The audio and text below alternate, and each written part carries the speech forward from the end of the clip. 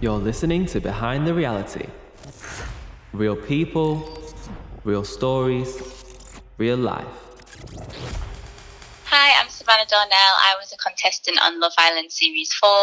How did you end up on Love Island, and what was the process of getting onto the show like? So, trying to get on Love Island, people like to send in their videos to the Love Island producers and they go through that kind of way. But I got sent a DM one day on Instagram just saying, would you like to be on this new upcoming reality show? Because basically they can't really say what the reality show is going to be just in your Instagram DMs. So they were like, give us a call on this number and we'll have a chat to you. So I was like, okay, let me just see what this is about. And I gave them a call and they were like, we'd love to see you on Love Island. I was like, oh, wow, I never ever thought about going on a reality TV show and I never thought about going on Love Island. But that year I was actually wanting to do something crazy and so out of my comfort zone. So I said, let's see where the journey takes me. And it happened to take me right down to the end where I was walking into the villa. So you never thought about going on reality TV before until you got approached? Yeah, and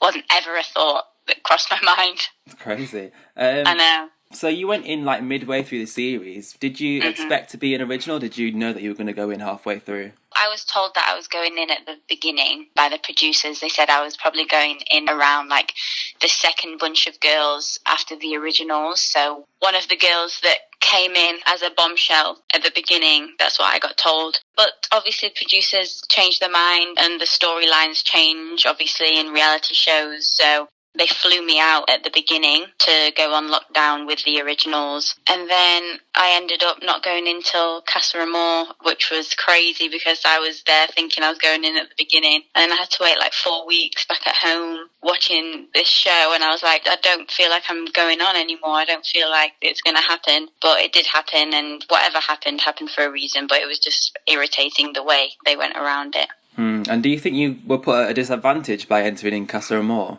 Oh yeah, 100%. I feel like Casa Amor is a big disadvantage. Just people don't have the full time to see your personality, what you're like, because obviously you're seeing the villa and Casa Amor in that hour. I think it is a bit of a bad time to go in.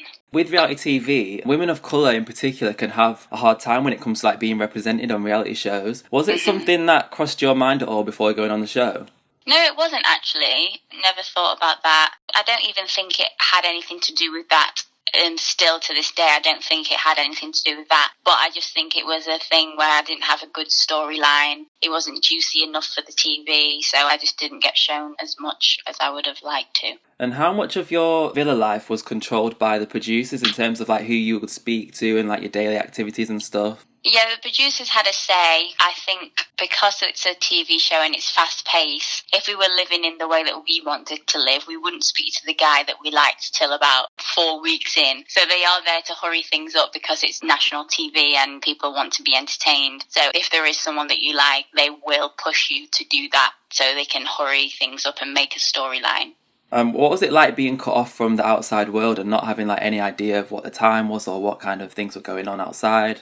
That was crazy. And also, when I was in lockdown, I didn't have my phone either. So I was in lockdown for 10 days at the beginning. Then I got sent back home and then I went back out to go in lockdown for 5 days. And then in lockdown, you don't have your phone, you don't know what time it is, none of that either. So then to go into the villa and then also not know what time it is and what date it is. And it's very, very bizarre.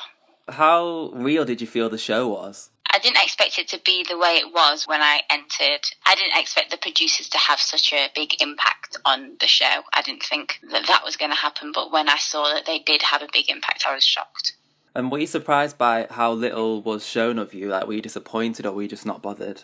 I was disappointed at the beginning, to be honest, about my screen time. But I think now I've got to a point where it's everything happens for a reason. I wasn't meant to be shown as much. And whatever the show did for me, it did for me. But yeah, at the beginning, it was rubbish to see that I hardly got shown. And I was like, but I did this, I did that. And I was speaking to this guy and this happened and you just didn't see anything. And I find that crazy.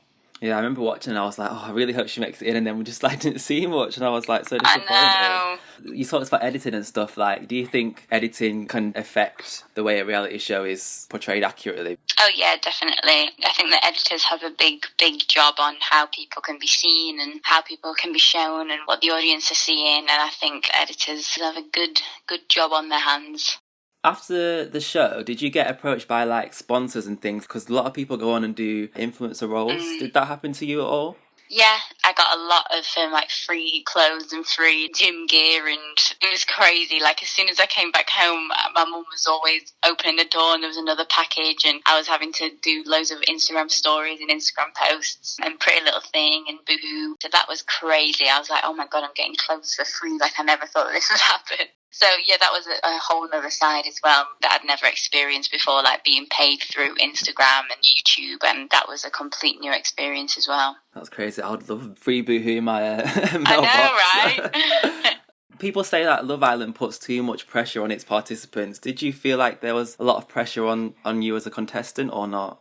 To be honest, I kind of went in there and I didn't feel any pressure. I was very, very nervous, but I wouldn't call it pressure. I'd say it was just nerves, and I was scared to be on national TV. And to be honest, I was thinking about like what the public are saying and what memes are being made about me and all of that. So going into Love Island, you know what everyone's doing and you know what everyone does, and they're on Twitter all the time, they're on Instagram all the time, and it's kind of a thing that you can't not expect people to be making memes and things, but there's a line what people cross, and some people can be very, very horrible with it. But it is a national show, and I did expect people to be obviously watching me and talking about me. People talk about beauty standards with Love Island as well. Did you feel like Love Island is a show that promotes unrealistic standards, or did you think it was kind of overhyped in the media? To be honest, yeah, I did feel like I had to look a certain way before I went in. Like I was like, I need to lose weight, I need to look like this, I need my eyelashes done, I need my nails done. But I think also that's me as well. Like I wanted to look good, not just because like, oh, these unreal girls. But I do think they do choose very, very attractive people on that show. So it is a bit of a high standards. You're like, oh God, what are the other girls going to look like? So yeah, maybe I was thinking like that. And what was it like adjusting back to the real world when you got back? Like, I'm guessing it was a whole new life for you, was it? It was a bit crazy, actually, because obviously I wasn't on it for that long, so I didn't expect people to be recognising me and seeing me and being like, Savanna, oh my God, it's Savanna. But that all happened and I found it crazy. So yeah, it was a very different world.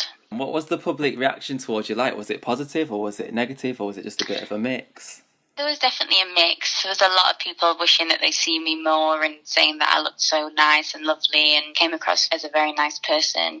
There's a lot of trolls that go to my appearance and just write tweets about people's appearances and hair and body and face, and yeah, there was a mixture. Love Island has come under a lot of criticism about its aftercare. What did you think about the aftercare?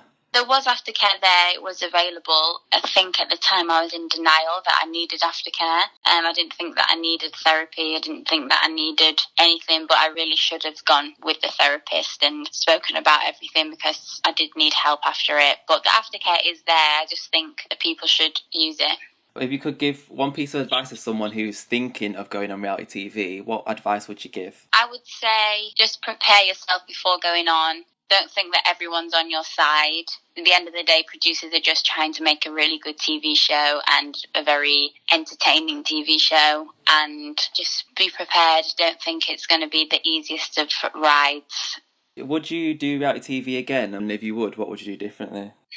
I don't know, actually. Maybe, depending on what the show was. Obviously, I'm in a relationship now, so I won't be able to do dating reality. But depending on what kind of reality show, maybe, if I had a real think about it. But what I would do differently is I would know exactly what the producers are about, and I'd have a good mind on me this time, an experienced mind, and knowing that not everyone's on your side, and it's just for TV and entertainment purposes. And finally, how can people follow you and what are you up to now? Because I know you do a lot of music and stuff. I love Bye Bye, it's my personal favourite. But Oh, thank you. Yeah, so how can people follow you and what are you up to now? On Instagram, my name is _Savanna Darnell, SAVANNA Darnell, and I'm on Instagram, I'm on YouTube, I'm on Twitter, and now I'm on TikTok. Since we've been in quarantine, I've been TikTok crazy.